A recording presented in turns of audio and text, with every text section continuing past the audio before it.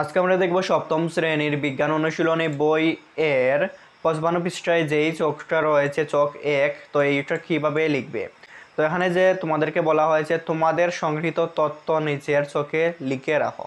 এখানে যে জোড়া বা দলের নাম, এলাকার ঠিকানা, সংক্রামক রোগের নাম, তারপর সংক্রামক রোগে আক্রান্ত লোকের সংখ্যা, কোন অণুজীব রোগের জন্য দায়ী, তারপর সংক্রামক রোগের লক্ষণ কি কি, কিভাবে সংক্রামক রোগের প্রতিকার ও প্রতিরোধ করা যায়। তো এটা কিভাবে লিখবে।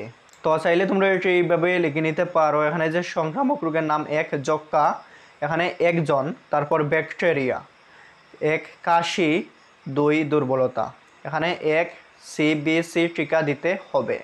তারপর 2 নম্বরে ডায়রিয়া, 10 জন, প্রোটোজোয়া, তারপর 1 প্রস্রাবের পরিমাণ কমে যাওয়া, তারপর খাবার স্যালাইন খেতে হবে। তারপর তোমরা 3 নম্বরে দিতে পারো এইডস, এখানে নেই, ভাইরাস, তারপর জ্বর, ক্লান্তি, বমি, বমি ভাব, তারপর 1 সেলুনে খুর নতুন ব্লেড ব্যবহার করতে হবে।